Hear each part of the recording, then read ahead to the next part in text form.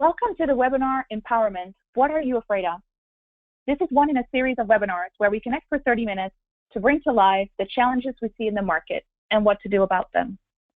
During this session, Cathy Glass, Axialent Head of People and Culture, will guide us through a discussion about the dance between control and empowerment and the challenges leaders face as they're trying to balance both. We will host a Q&A session at the end of the presentation, so if you have any questions, you can use the questions function on your control panel, and we'll address them later in the call. And with that, I'm handing it off to you, Cathy.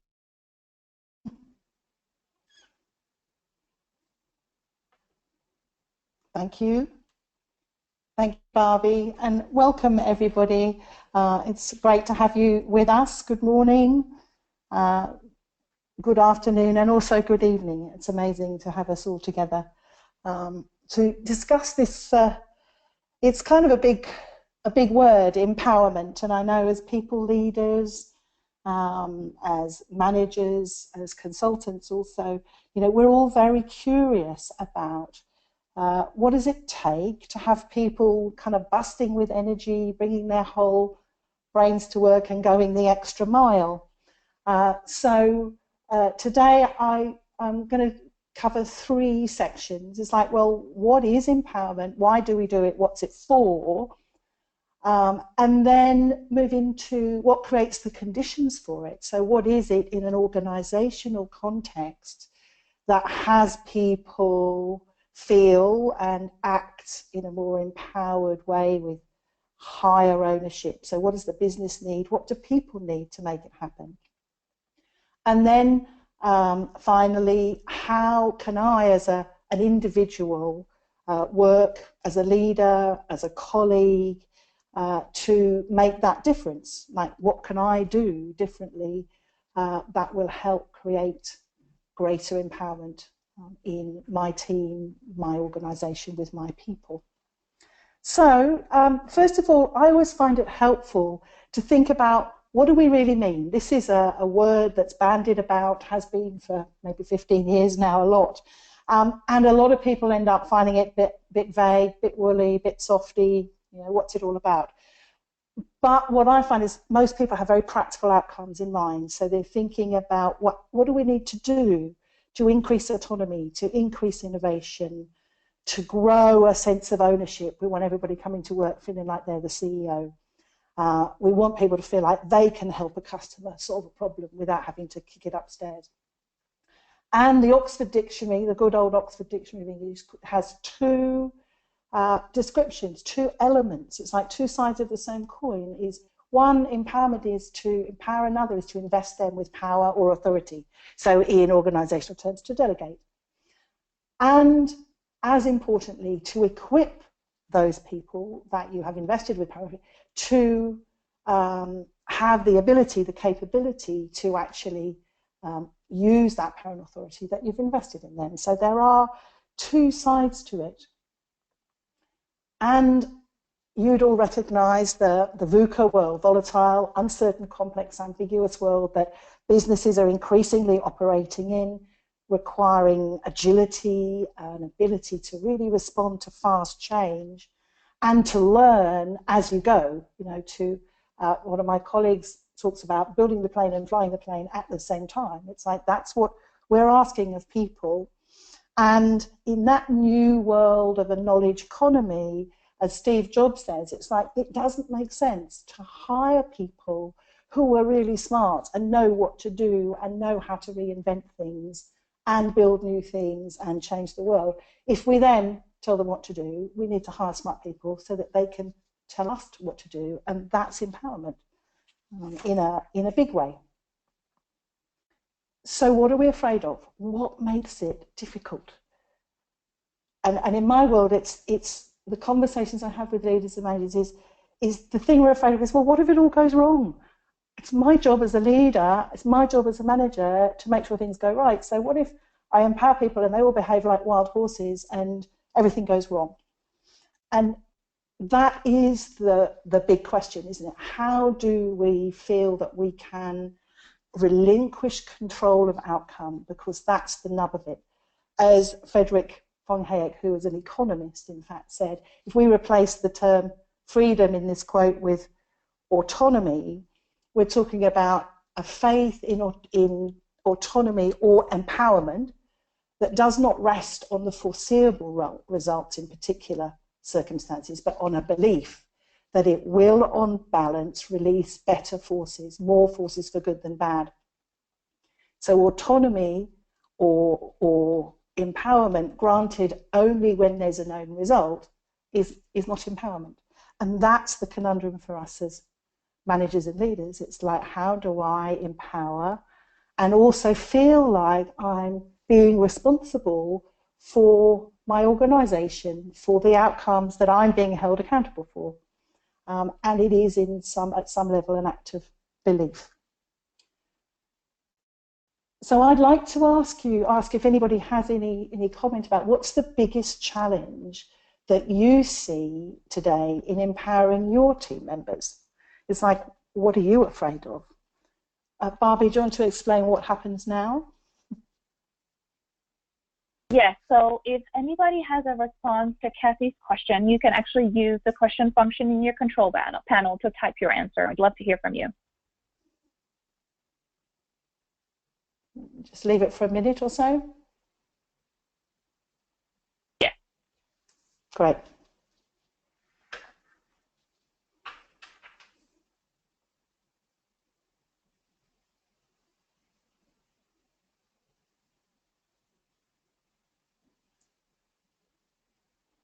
I think the question was too difficult, Cathy. So I think we can move on. Well, here are the two that I hear most often. So the first, and I certainly experience it myself, is there is an element in all of us who've been in organisations for any length of time, whether it's school, university, or work, where we've forgotten our power. We've actually learned some helplessness. And it's really difficult to recognise this sometimes in ourselves, but we can often spot it in others. It's like, well, I've given them, carte blanche to go, change the system if it's not working, but nobody's stepped up, nobody's being proactive. And that's because we've often learned to be helpless. So that the picture here is the Thai elephant that from being a baby has had a tether that's 18 foot long. And even without the tether, as an adult, they don't go further than 18 feet. And the point of that is that they don't realise their strength. They've actually forgotten their power. And this happens to us as human beings all the time. We learn a certain way of being, and it's actually what enables us to operate in society and in organisations. But if then times change and suddenly the organisations say, well, actually, we do want you to come in and change things and push against the boundaries and do things differently, it's a bit hard to remember that we know how to do that. That's the first challenge that we often have. It's like, well, I've left the cage door open, but the birds are not flying out. Secondly is, how far do you go? So I love these Dilberts, sales are dropping like a rock, says the manager.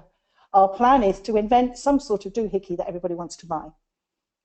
Visionary leadership work is done. How long does your part take? Over to you guys. I'm throwing this over the wall to you guys.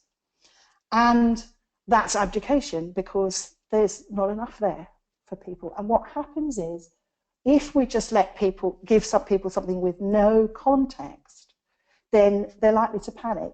And we all know what happens when we panic. We can't think. So you either create cynicism, oh yeah, so it's all up to us to do all the work, or you create panic in people who'd otherwise really want to give it a go, but you can't think when you're in panic.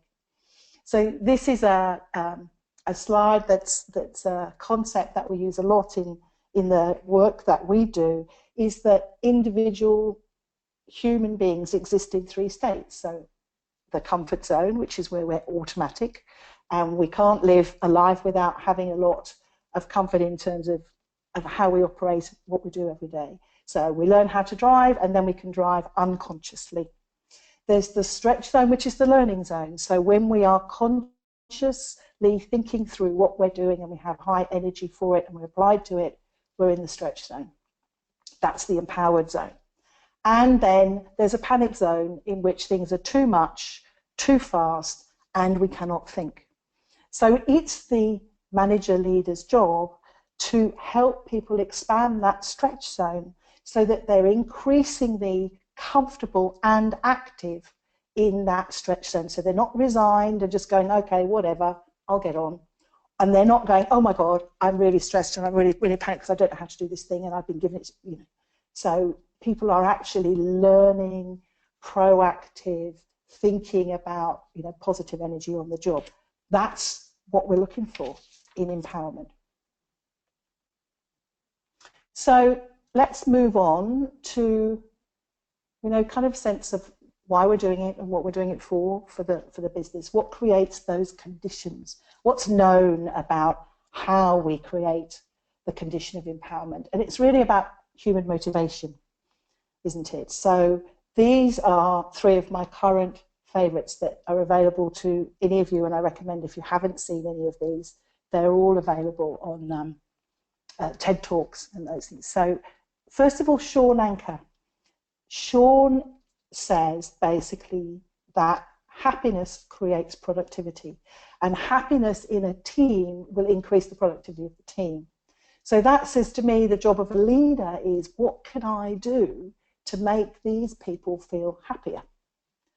And Dan Pink, in the centre there, his research has shown that actually what makes people feel happier, as in more satisfied at work, is a high level of autonomy, a high level of mastery or craftsmanship, and a sense of meaning or purpose to what they're being asked to do. So that goes back to that definition of empowerment, right? Where you're talking about a capability and an expectation that you've been given the authority to do something, adding that level of, and it's meaningful to me. So there's two. And then Benjamin Zander talks about give them an A. This is all about how do we lose that sense of fear? So like the elephant, you know, that's tethered, there's an element of fear. What will happen if I get into the panic zone? It's a fear response. So the most empowered context for a team or an individual is that they already feel they are a member of the team, that they've already got an A, as Benjamin Zander says about his students. I give them the A at the beginning, and then they live up to all of that and more, because it's a sense that their performance per se is off the table. We trust them for that. It's like, now what can you do? And that's the kind of environment that really creates empowerment and people who feel able to really get into that stretch zone all the time.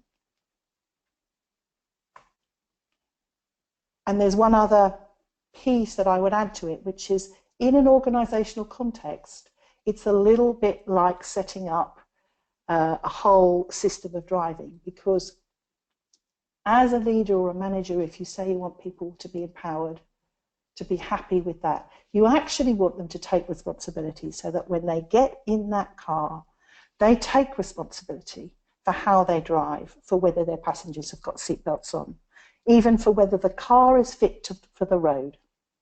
And then you also want them to take responsibility for how they drive in the face of something unexpected.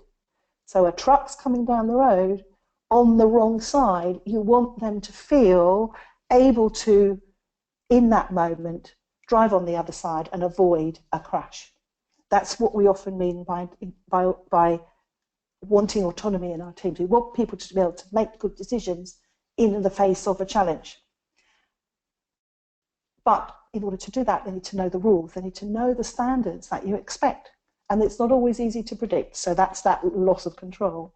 But there is a way that you can create the responsibility and the agility by giving people some framework.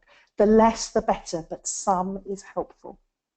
I witnessed years ago a training course where there was a group of people who were blind learning to dance. And the rest of those of us who were seeing created a boundary that made it safe for the people who were blind to dance within. And we did a test because first they were asked to dance without the safe boundary, and they could do very little because of fear of bumping into the walls and hurting themselves. With the safe boundary of us, those people could perform and dance like you would not believe. So it was a very visual and experiential example beyond just what it's like for us to ride on the road.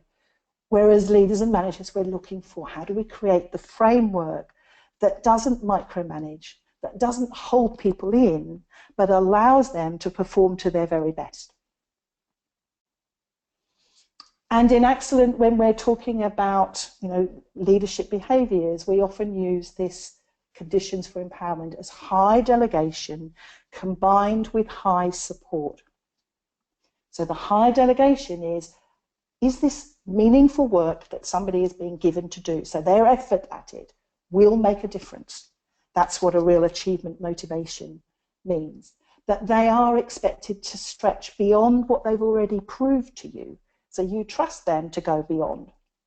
That they can and they will ask for help, that there is help available, but they are responsible for asking for it. And that they're being held accountable for outcomes. So that actually it's the meaningful work and the effort they put into the outcome, plus the high supportive environment. This is not only from the manager or the leader, this is from the whole team. So this is where team empowerment is so vital, because in a team, if you're listened to, if you feel people have got your back and your contribution is recognised and you're acknowledged as a person being part of the team and encouraged to learn and extend yourself by your teammates as well as by your colleagues, as well as by your manager and your leader, then you've got a high support environment. So high delegation, high support is conditioned for empowerment. So the question is, how do I do that on a day-to-day basis? What is it that I can do? I can't design a whole road system overnight for my organisation. What can I do that makes a difference? And the way we describe it is one conversation at a time. You can change a culture to one of empowerment, one conversation at a time, because it means there's not a single right way. It's about the relationships that you build. And if you don't do it brilliantly the first time, you just come back and do it again. So the beautiful thing about one conversation at a time is it empowers me as the leader, as well as the effort that I'm trying to put into making my people feel supported, feel satisfied, feeling they've got meaningful work. So one conversation at a time. And there are three elements that we say make a really big difference in these conversations. And one is more authentic appreciation. It's surprising how often we think something good about somebody else or about a member of the team or something that happened, and we don't actually voice it. There are very few cultures, let alone organizational cultures, that really focus on authentic appreciation of each other and the generous thank you. So specificity makes all the difference in this, so it doesn't become a judgment. So Barbie, I'd like to thank you, not just for your very nice introduction to this, but I'd like to say, when last Friday you said, that's fine, Cathy, I can help you with the presentation, when I was panicking because I'd left it to the last minute, the impact on me was to feel totally supported and relieved, and I really want to thank you for that. Did you hear that, Barb? I did, thank you. That was very nice. and it's genuine. But isn't it interesting? It is, I can tell that. Yeah. How can you tell? Well, first you say my name, so you get my attention. It's like, okay, yes. Wow, she's going to say something. And then you talk about what I did and then what it meant to you. So it had value for you. Instead of just receiving a thanks in an email, this makes such a difference. It's just really nice to hear and know that I'm being appreciated. Great. And thank you, Barbie, for that. And so the authentic appreciation is specific, and it's not judgmental. It's what the impact was on me or on somebody else. You might say, I noticed that the other members of the team suddenly felt relieved that they knew Barbie had Cathy's back, you know, and it reduced the tension in everybody, whatever it is. So that's number one. Number two is get into the shoes of your people, because we're all very busy telling them what's going on in the organization, translating what they need to know, letting them know that they're included, you know, whatever it is, and also giving them information about what's required and direction. There's a place for that, but there's less time put into what is it? I'm curious about what happened here. Now, particularly if something goes wrong.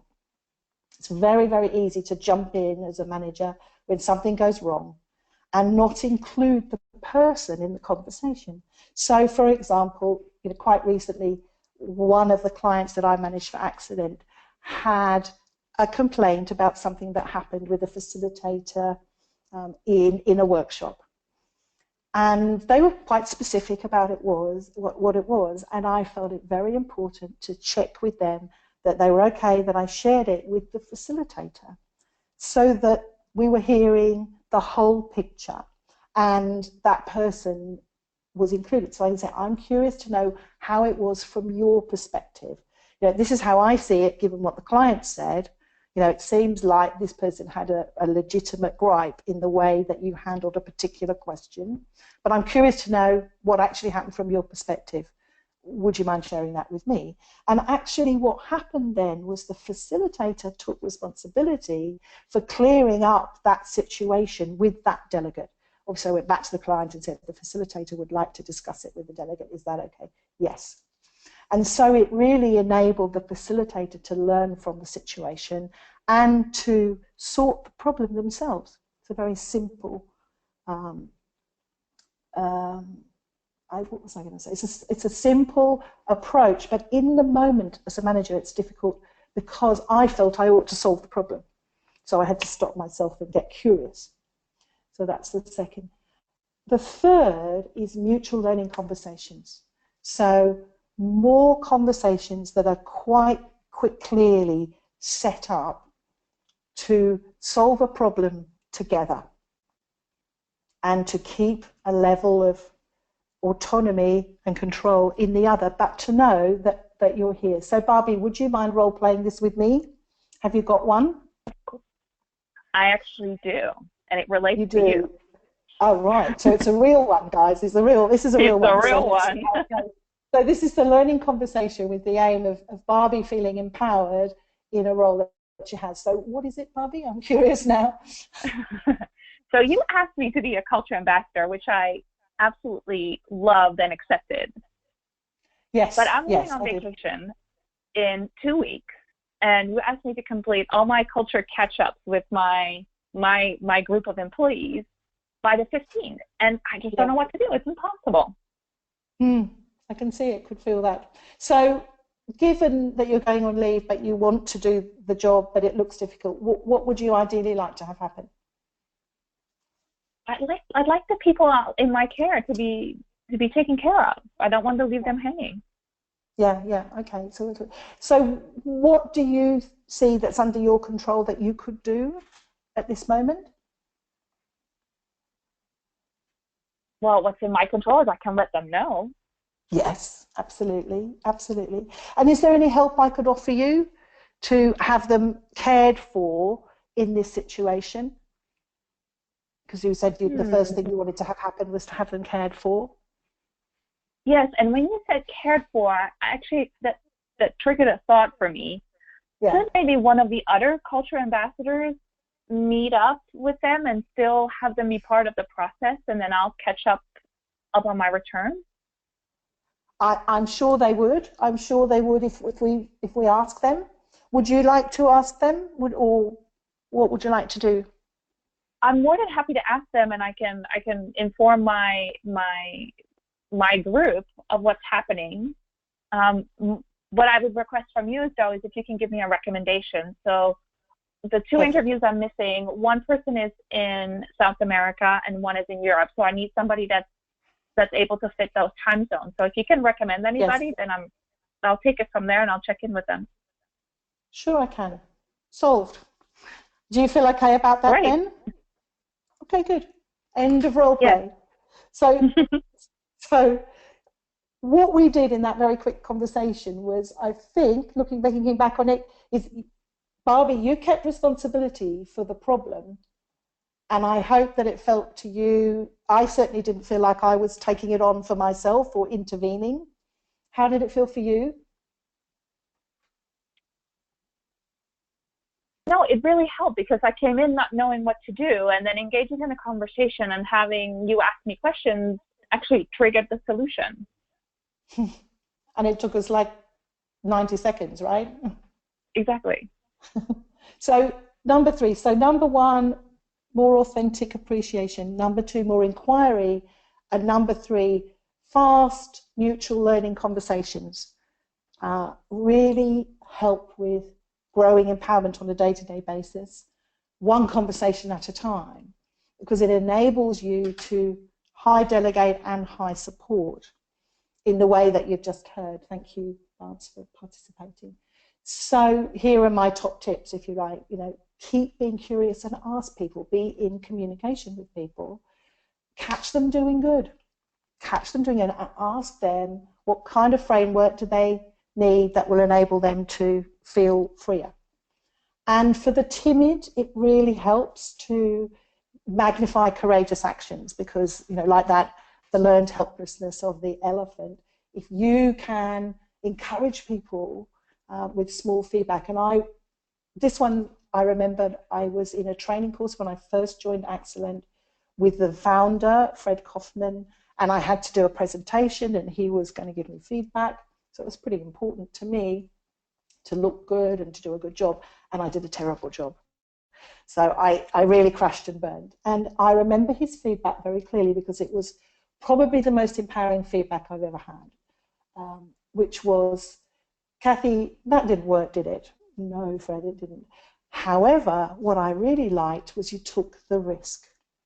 And I really liked that. You took the risk. And you took it wisely, because this was a learning situation. So I got 2 bits of feedback. One, it was wise to fail in a safe situation, which was a learning one. And 2, it was okay to take the risk. So there was something in that has stayed with me, and the magnifying of courageous actions within the team. When people try stuff, give them the feedback. It takes away that fear. So take away the fear. And one of the best ways you can take away the fear is to put your red pen away. Is let people make small mistakes. Give them some feedback about standards, but let them make small mistakes. Don't expect every report to be written the way you would write it, or every conversation to be held the way you would hold it, because that's what the nub of empowerment is. Like we said at the beginning, it's like you've got to be able to relinquish some control about what it looks like, because one day, maybe every day, members of your team will be doing it in ways that you couldn't possibly have ever imagined, and that's innovation.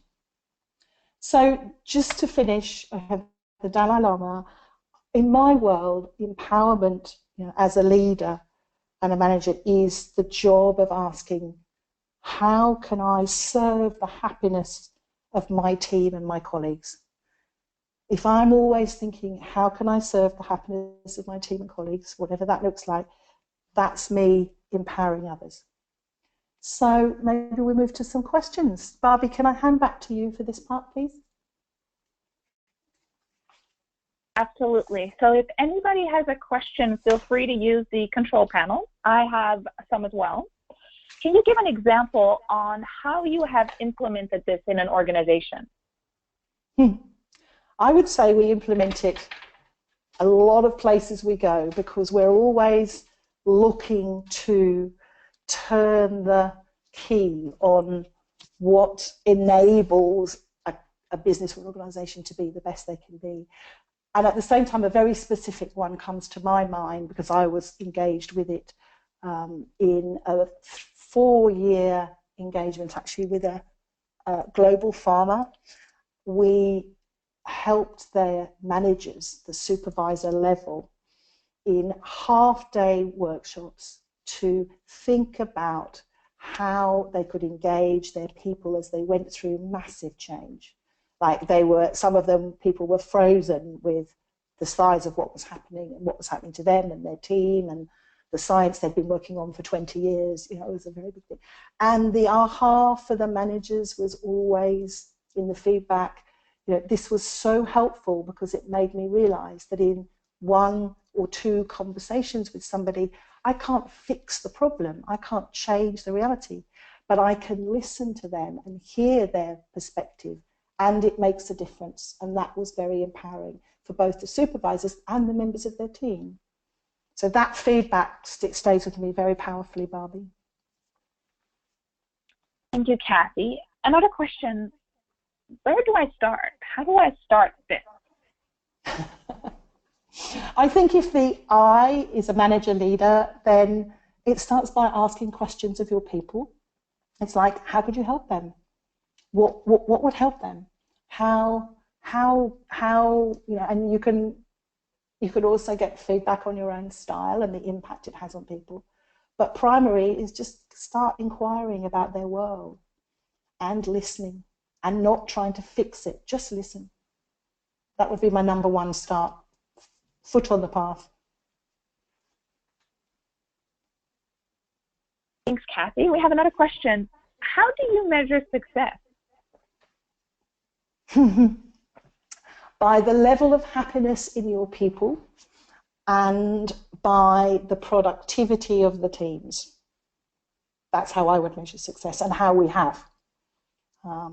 There are ways you can measure happiness, and there are ways that you can know it in your team, and there are ways of measuring productivity that puts a dollar sign on it or a time sign on it. So productivity in terms of dollars and time, definitely.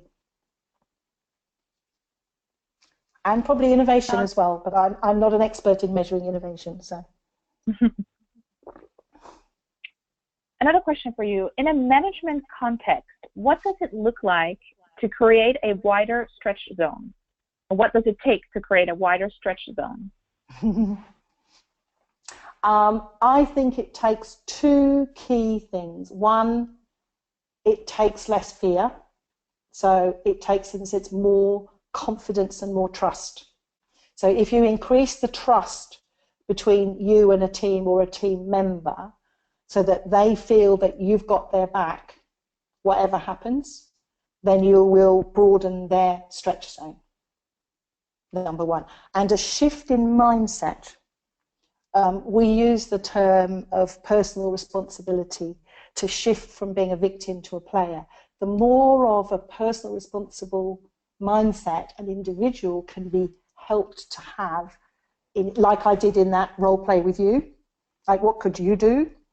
Immediately the broader their stretch zone is, because they're seeing themselves in it and getting active rather than just being resigned and in their comfort zone and not doing anything themselves. Does that make sense? It does, absolutely. Mm-hmm. Another question that came up. I would like to bring this to the culture of our organization. How do you suggest I start a conversation about this? I think the best place, if you can, to start a conversation about that is to have the leaders of however high you can go. If you can go right to the top, brilliant. Actually identify the link between what the purpose and meaning of their business is and the people within it. So once you have that link between this is who we are and what we're about and what we really want to create and to drive in the world, and this is therefore what we need people to do, you then enable those people to do that, you've got empowerment. But you need to start with that link to between the people and the meaningful business or the purpose of the business.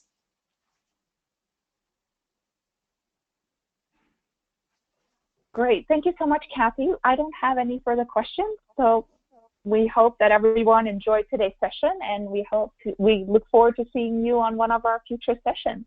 Thank you so much. Thank you, everybody. Bye-bye, everyone. Goodbye.